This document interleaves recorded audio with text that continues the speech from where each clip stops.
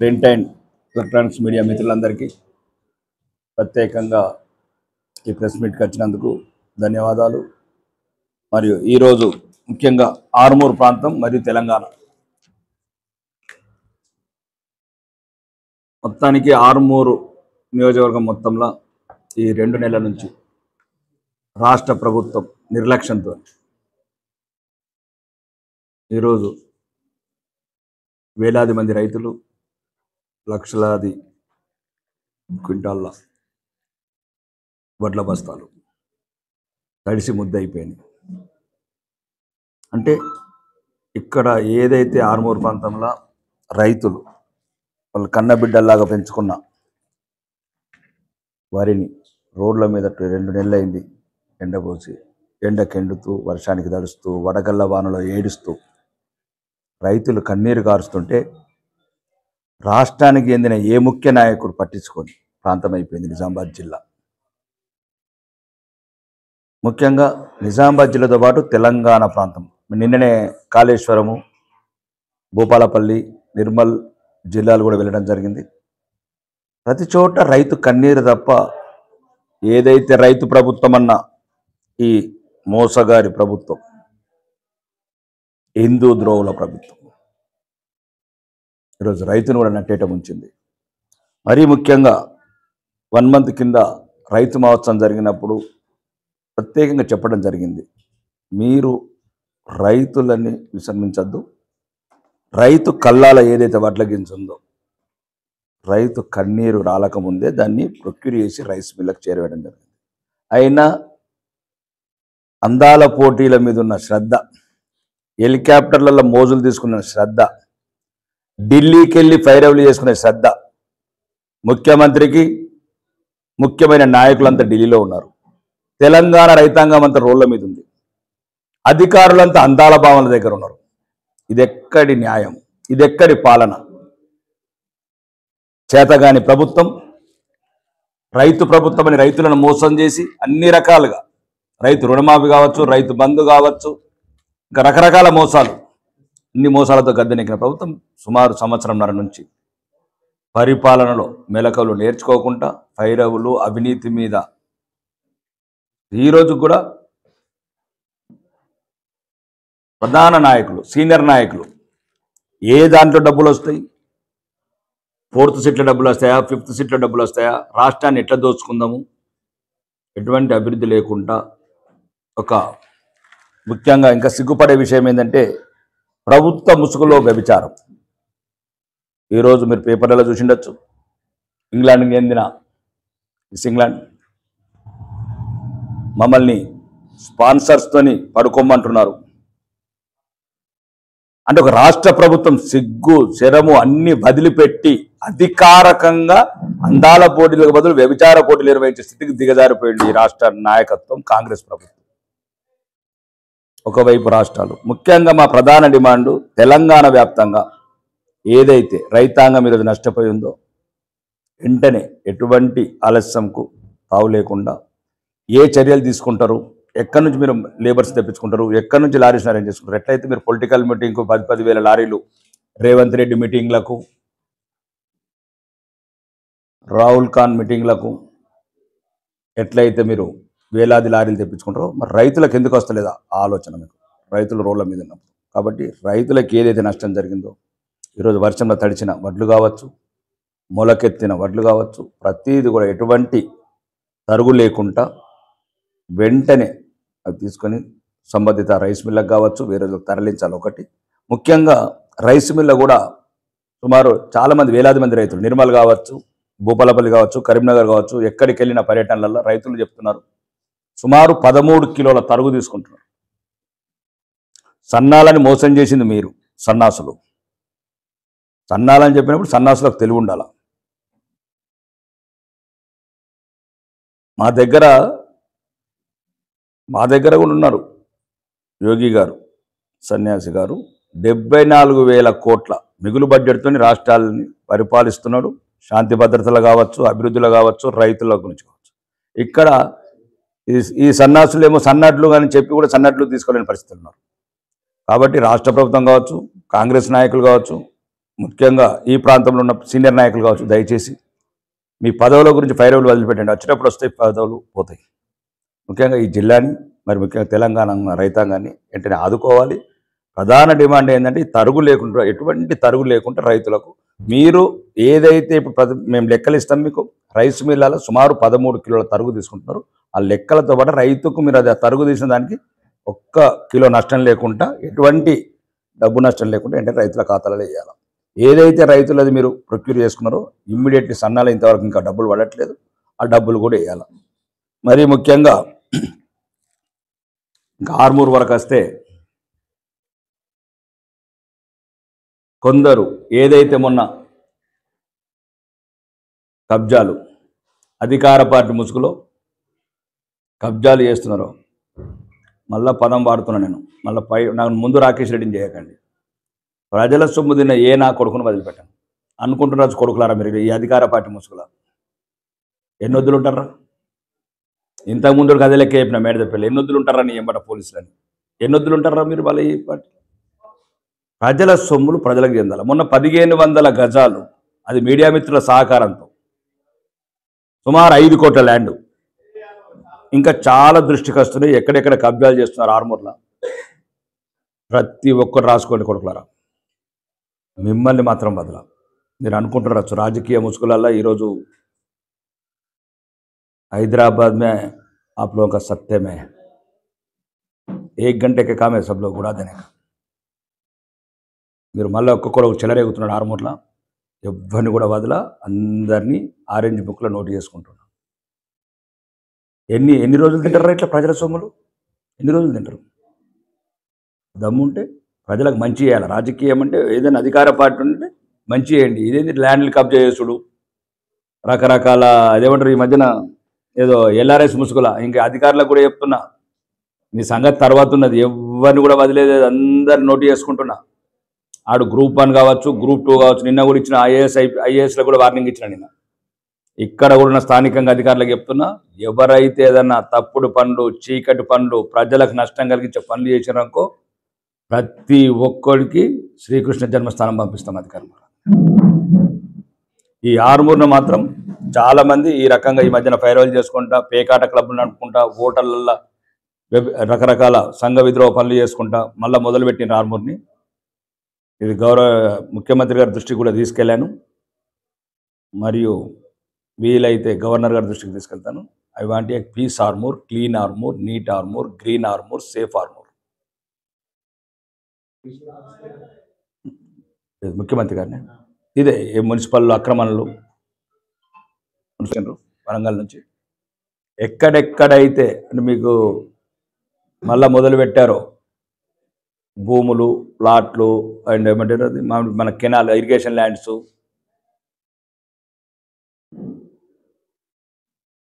ఇవన్నీ ఒకవేళ మిగతా వాళ్ళకు కూడా చెప్తున్నా, మీరు కూడా ఎవరన్నా ఫైరవల్ చేసి డబ్బులు ఇచ్చిన ఆ నా కొడుకు ఈ నా కొడుకు చీకట్ల డబ్బులు ఇస్తున్నారు అనుకో, ఎప్పటికి మీ కావాలి. రాకేష్ రెడ్డి ఉన్న నొద్దులు ఇవాళ ఏదైనా చేసుకుంటున్నారు అధికారులతో చీకట్లలో. అధికారంగా వచ్చినాక అరగంట లోపల క్లీన్ చేస్తుంది అంతా. ఎట్లయితే ఆర్మూర్ని రౌడీజన్ లేకుండా చేసినా, ఎట్లయితే కబ్జాలు లేకుండా చేసినా, కమిషన్లు లేకుండా చేసినా, ఏం చేసి చీకట్లో వేయాల్సిందే కొడుకు. అధికారులకు మరి ముఖ్యంగా ప్రతి ఒక్కళ్ళ లెక్క రాస్తున్నాం. ఇక్కడ మీరు అనుకుంటున్నారు ఎమ్మెల్యే గారు ఈరోజు రాష్ట్ర స్థాయి నాయకుడు అయిండు, ఆర్మూర్ను కొద్దిగా పట్టించుకుంటాడేమో. ప్రతి నిమిషము మీరు ఎక్కడెక్కడ లంచాలు తీసుకుంటున్నారు అవన్నీ రికార్డ్ అవుతున్నాయి. ఏసీబీ డైరెక్టర్ గారు కూడా చెప్పడం జరిగింది, ఆర్మూర్ మీద ప్రత్యేక దృష్టి పెట్టమని. కొందరు ఎక్కువ చదువుకున్నాడు, తెలివి ఎక్కనట్టు కొంతమంది అధికారులకు. ఈడ కాకుండా అత్తగారు ఇరుకాలు తీసుకున్నాడు, కామారెడ్డిలో ఒక్కడు తీసుకున్నాడు. మీకు చెప్తున్నా, మంచి చదువుకున్న వాళ్ళు ఇప్పుడు ఉంటే వాళ్ళ దగ్గర పెట్టుకుని ఉండండి ఆర్మూర్లో. ఎట్లయితే ఇంతకుముందున్న కొడంగల్ శాసనసభ్యుడు ఒకప్పుడు కామారెడ్డిలో ఓడిపోయిన రేవంత్ రెడ్డి అధికారుల వీపులు వల్గొడుతున్నాడు, ఆ పదజాలం ఉపయోగించనివ్వకండి. ఆర్మూర్ అధికారులను బట్టలు ఇప్పి రోడ్డు మీద తిప్పుతున్నాడు కొడంగల్ శాసనసభ్యుడు, కామారెడ్డిలో ఓడిపోయిన అతను అనుముల రేవంత్ రెడ్డి. ఆ భాషని మమ్మల్ని ఉపయోగించనివ్వండి అధికారులు. ఏదైతే నియమాలు ఉన్నాయో, ప్రభుత్వ రూల్స్ అండ్ రెగ్యులేషన్స్ ఉన్నాయో ఆ ప్రకారం ఉంది. ఇప్పటికే 100 కోట్ల ల్యాండ్స్ కబ్జా అయినాయి ఉన్నాయి ఆర్మూర్లో. సర్వే నెంబర్ 136 అక్కడెక్కడ ఆలీ టవర్స్ దగ్గర ల్యాండ్ కావచ్చు. ఇప్పుడు కొన్ని దృష్టికి వచ్చినాయి, మళ్ళీ ఇవన్నీ ఇప్పుడు విజిట్ చేస్తున్నాం. 9 సైట్లు, 10% ల్యాండ్స్, ఇంకా అక్రమంగా పేకాటలు మళ్ళీ అక్కడక్కడ మొదలు పెట్టినరు. దయచేసి మీడియా మిత్రులకు కూడా చెప్తున్నాను, మీ సహకారం ఇంకా అవసరం పడుతుంది నాకు. ఎట్లయితే నన్ను గెలిపించడానికి ఎట్లా అవసరం పడ్డారో మీరు. అంటే ఈరోజు ఆర్మూరు ఇంత ప్రశాంతంగా ఉందంటే ప్రధాన కారణం మీడియానే. ఎందుకంటే నాకు ఆ సహకారం అందించి నన్ను ఈరోజు ఇంత గుర్తింపు వచ్చే నాయకుడిగా, ఎందుకంటే మీ కళలే నన్ను ఈరోజు పైడి రాకేష్ రెడ్డిగా ఫస్ట్ ప్రపంచానికి పరిచయం చేసినాయి. మీరు పోసిన ఊపిరి, మీరు పోసిన ధైర్యం, మీరిచ్చిన సహకారం వల్లనే ఈరోజు రాష్ట్ర వ్యాప్తంగా పైడి రాకేష్ రెడ్డి అంటే 2 రాష్ట్రాలలో గుర్తింపు వచ్చిందంటే ఆ ప్రధాన కారణం ఆర్మూరుకి చెందిన మీడియాకి చెందుతుంది. కాబట్టి దయచేసి మీరు మళ్ళీ ఈ చీకట్లో జరిగే కార్యక్రమాలు, మీకు ఇబ్బంది ఉంటే నాకు చీకట్లోనే చెప్పండి. మీకు ఇబ్బంది ఉంటే నాకు చీకట్లోనే చెప్పండి. కానీ ఇంకా ఈ రాష్ట్రంలో ఏదైతే ఇప్పుడు అవినీతి అహంకారంతో పూర్తంగా తెలంగాణ ప్రజలను అప్పుల పాలు చేసి కాళేశ్వరం లాంటి ప్రాజెక్టులో వేలాది కోట్లు మళ్ళీ వెనకేసుకుంటున్న ఈ కాంగ్రెస్ ప్రభుత్వం కూడా భారతీయ జనతా పార్టీ ప్రధానంగా డిమాండ్ చేస్తుంది, ఏదైతే కాళేశ్వరం ప్రాజెక్టు ఉందో ఇమీడియట్లీ సిబిఐకి ఎంక్వైరీ ఇవ్వమని. దాని మీద తేల్స్తాం. నిన్న కూడా మేడారం సందర్శించడం జరిగింది. దేనికి పనికిరాని ప్రాజెక్టు కట్టినట్లు నిన్న కూడా కోమటిరెడ్డి వెంకటరెడ్డి గారు అండ్ ఆయన చెప్పాడు కదా నిన్న, ఏమంటారు ఇంజనీర్, సివిల్ ఇంజనీర్ నేను చెప్తున్నా దేనికి పనికిరాదని. అదే సివిల్ ఇంజనీర్గా ముఖ్యంగా రాష్ట్రంలో జరిగిన ఏదైతే అక్రమాలు ఉన్నాయో రేవంత్ రెడ్డి నువ్వు కాంప్రమైజ్ కాకుండా మీ ఒకప్పటి పార్ట్నరు, ఇప్పుడు చీకట్లో పార్ట్నర్ అయిన కల్వకుంట కవిత గారికి సహకారం అందించకుండా తెలంగాణ ప్రజల సొమ్ము దోచుకున్న కుటుంబానికి నువ్వు చీకట్లో వత్తాసు పలకకుండా ఏదైతే ఈరోజు కవిత గారు ఎన్నుకోండి రాజకీయం చేస్తున్నావు రేవంత్ రెడ్డి, తెలంగాణ ప్రజలు గమనిస్తున్నారు. చీకట్లో ఏవైతే మీ ఒప్పందాలు ఉన్నాయో భారతీయ జనతా పార్టీ ఎండగడుతుంది. మరి ముఖ్యంగా కేసీఆర్ గారికి మీ పార్టీలో రాజయ్య లాంటి వాళ్ళకి ఒక న్యాయం, 6 నెలలు జైలు ఉన్న వాళ్ళకి ఒక న్యాయం, ఏమి లేని దళిత బిడ్డలకేమో 5 నిమిషాల పార్టీలోకి వెళ్ళగొడతావు, 6 నెలలు జైల్లో వచ్చిన కూతురుకేమో ఇంకా పార్టీలో పెట్టుకొని ఈరోజు తెలంగాణ ప్రజలు మళ్ళీ మోసపుస్తున్నారు. మరి ముఖ్యంగా రాష్ట్ర రాజకీయాలు కూడా కవిత గారు వాళ్ళ డాడీకి లెటర్ రాయటం, అది ఆకాశం మీద విసిరేసినట్లుంది. బీజేపీ గురించి మాట్లాడటం, నువ్వేం చేసి జైల్లోకి పోయినావు, కవిత నిన్ను బాధ పెట్టినని అంటున్నావు. దేని గురించి బాధ పెట్టావు? సారా వ్యాపారం చెయ్యమన్నోళ్ళు ఎవరు? 400 కోట్లు ఇల్లు కట్టుకున్నది ఎవరు? 1,00,000 కోట్లు బ్యాంకులో పెట్టుకోమన్నది ఎవరు? మామూలు స్థాయి నుంచి అమెరికాలో ఒక మామూలు ఉద్యోగం చేసేదానికి ఈరోజు ఇన్ని లక్షల కోట్ల ఆస్తి ఎక్కడికి వెళ్ళొచ్చింది? మళ్ళీ నీ స్థాయికి తగ్గట్టు మాటలు మాట్లాడాలి, కానీ స్థాయి మర్చిపోయి ఏదో 4 మంది జై కొట్టేవాళ్ళు ఉన్నారు, 4 బ్యానర్ కట్టేవాళ్ళు ఉన్నారంటే ఇప్పటికే నిజామాబాద్ ప్రజలు గుణపాఠం చెప్పారు. ఇంకొకసారి బీజేపీ మీద అవాకులు చెవాకులు వెళ్తే మాత్రం ఒకవేళ మీ అన్న అదేమన్నా స్విట్జర్లాండ్ బ్యాంక్ లాకర్లలో తాళం చేయలేమని ఉండే మీకు ఇవ్వకపోతే ఈ బాధ అంతా స్విట్జర్లాండ్ లాకర్ నుంచి కావచ్చు. సంతోష్ అన్నకు ఒకటి ఇచ్చిండు, కేటీఆర్ అన్నకు ఒకటి ఇచ్చిండు, హరీష్ బాబుకి ఒకటి ఇచ్చిండు, నీ లాకర్ తాళం చేయిస్తారని బాధ ఉంటే అది మీ కుటుంబ సభ్యులు నిర్ణయించుకోండి. నన్ను జైలుకి ఏముంటుంది? వేలాది కోట్ల అవినీతి చేసి 50 ఫోన్లు వలగొట్టి 5,000 పేజీల ఆధారాలు సుప్రీంకోర్టులో ఉన్నాయి. ఎవరన్నారు? మీడియాని అడుగుతున్నది, మమ్మల్ని చూడటానికి రాలేదు మా నాన్న, అందు గురించి నాన్న మీద కొట్టుకుంటే చూడాలంటే బెయిల్ మీద నువ్వు మళ్ళీ కూడా లోపలికి పోవచ్చు, మళ్ళీ పంపిస్తా వస్తాడు పాపం. మీ నాన్న ఏం చేస్తాడు? కేసీఆర్ గారు ఇప్పుడు కూడా పోవచ్చు. ఈ టైంలో మీ కుటుంబ రాజకీయాలు మీ అవినీతి సొమ్ము పంపకాలని తెలంగాణ ప్రజలను మీరు సైడ్తో పట్టించకండి. ఈరోజు తెలంగాణ ప్రజలు బాగా ఇబ్బందికరమైన పరిస్థితులు ఉన్నారు. ఒకవైపు నిరుద్యోగం, ఒకవైపు ఏదైతే ఈ ప్రభుత్వం 6 గ్యారెంటీలని 420 గ్యారెంటీలని ఎట్లయితే తెలంగాణ ప్రజలు మోసం చేసి రోజు ఢిల్లీ సుల్తాన్ల చుట్టూ తిరుగుతున్నాడు 42వ ముఖ్యమంత్రి. మహాలక్ష్మి కావచ్చు, స్కూటీలు కావచ్చు, 4,000 రూపాయల పెన్షన్ కావచ్చు, లక్షలాది ఉద్యోగాలు కావచ్చు, ఇవన్నీ మోసం చేసి ఈరోజు డైవర్షన్ పాలిటిక్స్లోగా రోజుకొక రకంగా మాట్లాడే రాష్ట్ర ప్రభుత్వం ఇప్పటికైనా తెలంగాణ రాష్ట్రం మీద ఏదైతే 10 సంవత్సరాలు అహంకారం, అధికారం, అవినీతి, కుటుంబ పాలన, అవినీతి పాలనతో లక్షలాది కోట్లు తెలంగాణ ప్రజల మీద అప్పు మోపిన ఆ కల్వకుట్ల కుటుంబం చేసిన ఏవైతే ఉన్నాయో తప్పిదాలు, టెలిఫోన్ ట్యాపింగ్ కావచ్చు, మీరు కొండ సురేఖ గారు ఎన్నితంత కాదు సమంత ట్యాప్లు ఈరోజు తెలంగాణ ప్రజలకు చూపించండి ఏం చేశారా, ఎన్ని వేల కోట్లు కొట్టేశారు. దాంట్లో 19 మంది హైకోర్టు జడ్జిల రికార్డింగ్ విన్నారు. అది ఎందుకు చూపిస్తున్నారు తెలంగాణ ప్రజలకు? దాంట్లో ఎవరెవరైతే ఇన్వాల్వ్మెంట్ ఉందో, టెలిఫోన్ ట్యాపింగ్ కావచ్చు, కాళేశ్వరం ప్రాజెక్ట్ కావచ్చు, ఇవన్నిటి మీద వెంటనే తగిన చర్య తీసుకొని తెలంగాణ రాష్ట్ర ప్రజల ఏదైతే లక్షలాది కోట్ల అవినీతి జరిగిందో దాన్ని రికవరీ చేసి అంతనో తెలంగాణ ప్రజలకు రిలీఫ్ ఇవ్వమని కోరడం జరుగుతుంది. కాంగ్రెస్ ప్రభుత్వం ప్రధానంగా బీజేపీ బీఆర్ఎస్ ఒక్కటే అనేసి ఆర్మూర్లో ఎమ్మెల్సీ గారు చెప్పడం జరిగింది. ఒక్కటి మాత్రం చెప్తున్నాం, బీజేపీ ఒకటి భారతదేశం గురించి ఉన్న పార్టీ. ఈ దేశం గురించి, ఈ ధర్మం గురించి, ఈ సంస్కృతి గురించి, ఈ సాంప్రదాయం గురించి, ఈ సనాతన ధర్మం ఒడిగట్టకుండా, ఈ దీపం ఆరిపోకుండా హిందువుల గురించి, ప్రత్యేకంగా హిందువుల గురించి ఉన్న పార్టీ ఒక పార్టీ. కాంగ్రెస్ దేశ ద్రోహ పార్టీ, దేశాన్ని చీల్చిన పార్టీ, దేశాన్ని కాల్చిన పార్టీ, రాజ్యాంగాన్ని తుంగలో దొక్కిన పార్టీ, సిక్కులను ఊచకోత కోసిన పార్టీ, శ్రీలంకలో సైనికులను చంపిన పార్టీ, ఇండియా నుంచి సైనికులు శాంతి దళం తీసుకెళ్ళి 15,000 మందిని చంపిన రాజీవ్ గాంధీ, సుమారు లక్షలాది మంది జైళ్ళల్లో వేసి చంపిన పార్టీ ఇందిరాగాంధీ గారి నాయకత్వం, దేశాన్ని విభజన చేసి దేశాన్ని అన్ని రకాలుగా భ్రష్టు పట్టించిన వ్యక్తి నెహ్రూ గారి పార్టీ. కాబట్టి కాంగ్రెస్ మూలాలకు బీజేపీ చాలా దూరం ఉంటుంది. రెండోది బీఆర్ఎస్ అనేది అదే నిన్న కూడా నేను ప్రధాన రాష్ట్ర మీడియాలో కూడా డిమాండ్ చేశాను.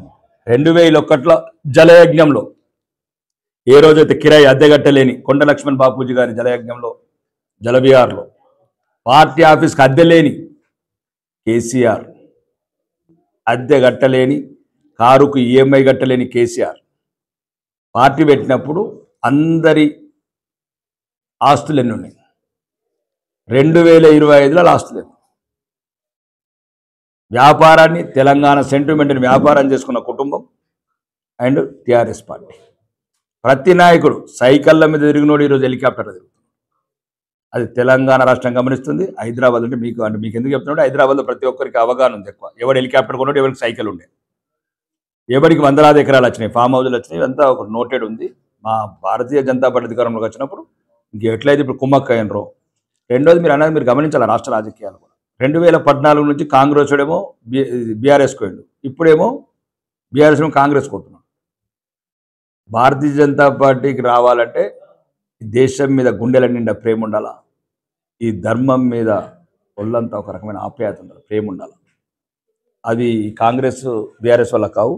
కాబట్టి ఇప్పుడున్న మన గౌరవనీయ ముఖ్యమంత్రి గారు కూడా చెప్పారు ఏమని, సిబిఐకి అప్పయ్యమని. సిబిఐకి అప్పచెప్తే నా చేతులకి వెళ్ళి ఇలా జుట్టు పోతాయి కల్వకుంట్ల కుటుంబం వల్ల, ఇలా నేను బ్లాక్మెయిల్ చేయాలంటే నా జుట్టు ఉండాల్సిందే అని. దాన్ని బట్టి అర్థం ఎవరికి, ఇప్పుడు ముఖ్యమంత్రి గారు బహిరంగంగా ఒప్పుకుంటున్నారు. అలాగే ఇప్పటికీ కూడా కాంగ్రెస్ నాయకులకు చెప్తున్నా, ఫస్ట్ ముఖ్యమంత్రి గారి భాష కూడా మార్చుకోవాలి. తెలంగాణ పరువు తీసే ముఖ్యమంత్రి తెలంగాణ ఈరోజు నడిబజార్ల నగ్నంగా నిలబెట్టిండు. ఢిల్లీ కోతేవాడు తెలంగాణ ప్రజాప్రతినిధులని రాణిస్తలేరు ఏ ఆఫీసులు కూడా, ఎక్కడ కూడా. రెండోది ఏదైనా అపాయింట్మెంట్ అడిగితే చెప్పులు దొంగతనం చేస్తారో ఈ తెలంగాణకి వెళ్ళి వచ్చిన వాళ్ళు ముఖ్యమంత్రి కానీ మంత్రులు కానీ అంటే తెలంగాణ కాంగ్రెస్ అంటే నా రకం అన్నట్టు చెప్పులు దొంగతనం చేసే లెక్క అయిపోయింది. ముఖ్యమంత్రి నేను మాట్లాడట్లేదు. బీజేపీ స్పందిస్తుంది అన్న అంటే తెలంగాణలో రెండోది ఇప్పుడు నేను ఏమంటున్నానంటే ముఖ్యమంత్రి గారిని కూడా, ఇప్పుడు మీరు ఒక రకంగా మీరు ప్రజలని మోసం చేశారు. ఇప్పుడు నన్ను కోసుకోండి, ఏం లేదు, కోసుకునే బదులు పక్కకు జరగండి. ఎవరైనా నాయకత్వం పఠిస్తున్నాడు, మీరు ఏదైతే దొంగ వాగ్దానాలు చేశారో మోసపోతారు ప్రయత్నమనే చేస్తారు. ఆఖరికి నన్ను కోసుకున్న నిలువేలా కోసుకున్నా రూపాయి రాదంటే మరి ఎందుకు చెప్పినావు ఇవన్నీ అంటే ఇప్పుడు ప్రజలకు చెప్పినావు కదా ఇండైరెక్ట్గా. నేను పెన్షన్లు పెంచా, మహిళలకు 2500 ఇయ్యా, సగం కొట్టేసి పెన్షన్లు ఇస్తా, లేకపోతే 2 ఏళ్ళైనా ఇప్పుడిప్పుడే పునాదులతో మొదలుపెట్టిన ఇందిరమ్మ, ఇవన్నీ ప్రజలను మోసం చేయడానికి. సుమారు మాకు చెప్పింది ఏంది, మాకు అసెంబ్లీకి వెళ్ళగానే 20 లక్షల ఇల్లు కడతామన్నారు. ఇప్పుడు మన పొంగులేటి శ్రీనివాసరెడ్డి చెప్పారు 20,000 ఇల్లు. కాబట్టి అవినీతి పరిపాలన, అసమర్థ పరిపాలన, అబద్ధాల పరిపాలన ఒకవైపు, రాష్ట్రాన్ని మొత్తం ప్రపంచంలో డిమోటిఫై చేయడం. అంటే రాష్ట్రంలో ఏం లేదు, అప్పుల పాలైపోయినాం, ఏమొస్తుంది చెప్పండి? దానివల్ల ఏమొస్తుంది? నువ్వు చెప్పాలనుకుంటున్నావు తెలంగాణ ప్రజలకు మీకు ఏమి ఇయ్యను, డైరెక్ట్ చెప్పు. రాష్ట్రాన్ని ఎందుకు పరుదిస్తామని ముఖ్యమంత్రి గారిని అడుగుతున్నాను. ఇక్కడ నుంచి ఏ కాంగ్రెస్ నాయకుడైనా కానీ ఈ గల్లీ లీడర్లు వేరే లీడర్ని పక్కన పెడితే రాష్ట్ర నాయకత్వానికి మన అసెంబ్లీలో కూడా చెప్పాను. నేను ఇక్కడ కదా అసెంబ్లీలో చెప్పాను, రాను అసలు ఎవ్వరు హైదరాబాద్ అంటే రావట్లేదు. రిజిస్ట్రేషన్స్ కూడా మళ్ళీ 65% పడిపోయినాయి. ట్రాన్సాక్షన్స్ అంటే దీన్ని బట్టి అర్థం చేసుకోవచ్చు. రిజిస్ట్రేషన్స్ ఏ రకంగా పడిపోయినాయి, జిఎస్టీ కలెక్షన్స్ ఏ రకంగా పడిపోయినాయి, ఫ్లైట్ ఆక్యుపెన్సీ ఏ రకంగా పడిపోయింది. ఇప్పుడు మొత్తం సుమారు 1,00,000 ప్లాట్లు ఖాళీగా ఉన్నాయి హైదరాబాద్లో. వీళ్ళకి డబ్బులు కట్టలేక, కాంగ్రెస్ ట్యాక్స్ కట్టలేక, ఏమంటారు దాన్ని, సీ ట్యాక్స్, జిఎస్టీతో పాటు సీ ట్యాక్స్ కట్టలేక 1,00,000 ప్లాట్లు ఖాళీగా ఉన్నాయి.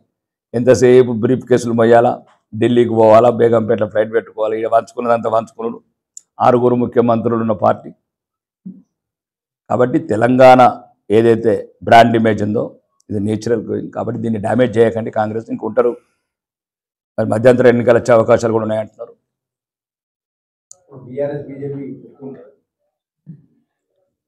बीजेपी ఒకటేనండి. बीजेपी विस्तार करते विजय वही होता, विजय के बारे में सोचता नहीं है, विस्तार. ఇది ఒక భావజాలం. ప్రపంచంలో ఉన్న ఏకైక దేశాన్ని కాపాడుకోవాలా, మా ధర్మాన్ని కాపాడుకోవాలా, మా వాళ్ళని కాపాడుకోవాలా, కాశ్మీర్ కన్నీళ్లు తోడాలా, వెస్ట్ బెంగాల్ రక్తపు మరకలు తోడాలా. మేము ఎదుటివాడికి ఆట, మాకు పానం. కాంగ్రెస్ వాడికి బీఆర్ఎస్ వాడికి ఏముంటుంది, కొడుకును ముఖ్యమంత్రిని చేయాలా, కూతురుని ముఖ్యమంత్రిని చేయాలా, మనమని చేయాలా, వీళ్ళకు ఉంటుంది. రేవంత్ రెడ్డికి సోనియా గాంధీకి ఏముంటుంది, ఏమంటారు పేరేంద్ర రాహుల్ ఖాన్ చేయాలా, లేకపోతే ఇంకొకటి మధ్యన పోరాడు వచ్చిండాడు ప్రియాంక వాద్రా కొడుకు రేయాన్ అలా ఏమైనా చేసుకోవాలి ఉంటుంది. మాకేముంటుందండి? కాశ్మీర్లో పహల్గామ్లో బొట్టు దొరబడ్డ బిడ్డలని ఏ రకంగా సొంతం చేకూర్చాలా, భారతదేశంలో ఇంకొకళ్ళ హిందూ బిడ్డల బొట్టులతో చెడపకుండా అంటే ఏం జాగ్రత్తలు తీసుకోవాలా? పహల్గామ్లో వచ్చిన బంధు ఒక ఆర్మూర్కి వస్తే ఎట్లా? ये కూడా అంతే. వచ్చిన ఫర్ एग्जांपल अजीम ఉన్నాడా, अजीम आए एक है और कौन है क्या अपना आदमी, कौन है? अच्छा नहीं, वो आतंकवादी इधर आएगा तो कैसा बोल के पूछ रहा हूँ. नहीं वो बात अलग है. నేనేమంటున్నా ऐसा नहीं. ఇప్పుడు ఏమంటున్నా అంటే నేను అక్బరుద్దీన్ కల్మ నేర్పమని, ఎందుకంటే కల్మ నేను అంటున్నా అంటే మా భారతీయ జనతా పార్టీ ఒక ఇతర మతాలను ఏమన్నది, కానీ మా ధర్మాన్ని కూడా కాపాడుకోవాలి. కాబట్టి భారతీయ జనతా పార్టీ ఏ పార్టీతో పొత్తు పెట్టుకుంటుందా? ఒకవేళ జై హిందూ ధర్మం వైపు ఎట్లయితే ముస్లిమ్స్ని, మైనారిటీని ఏ రకంగా అయితే చూస్తున్నారో ప్రేమగా, మమ్మల్ని కూడా ప్రేమగా చూస్తే అంటే రాజకీయాల్లో ఏమవుతుంది, ఏ తప్పేముంది? పొత్తు ప్రజాస్వామ్యంతో ఉండాల్సిందే పార్టీలు.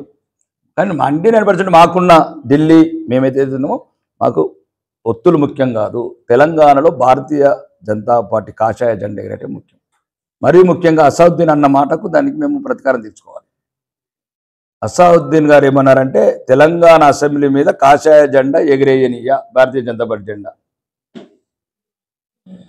దానికి మా హిందువులకు, అందులో కొందరున్న సన్నాసులకు చైతన్యం వచ్చి 15% ఉన్నోడికి గంత అహంకారం ఉంటే 85% ఉన్న మన జెండా ఎందుకు ఎగరేయద్దనే పౌరుషం ఉంటే మనం జెండా ఎగరేయాలి. యూపీలో ఎగరేసినట్టు, మధ్యప్రదేశ్లో ఎగరేసినట్టు, ఛత్తీస్గఢ్లో ఎగరేసినట్టు, గుజరాత్లో ఎగరేసినట్టు, 21 రాష్ట్రాలలో ఆరెంజ్ జెండా రెపరెపలాడినట్టు 22వ రాష్ట్రం ఇది, 23వ రాష్ట్రం కర్ణాటక. అన్న రాజీవ్ గాంధీ అని అంటారు కానీ మీరు రాజీవ్ ఖాన్ అంటున్నారు, మధ్య ఏం అర్థం? రాహుల్ ఖాన్. అదే రాహుల్ ఖాన్ వాళ్ళ తాత పేరు జహంగీర్ ఖాన్ అంట.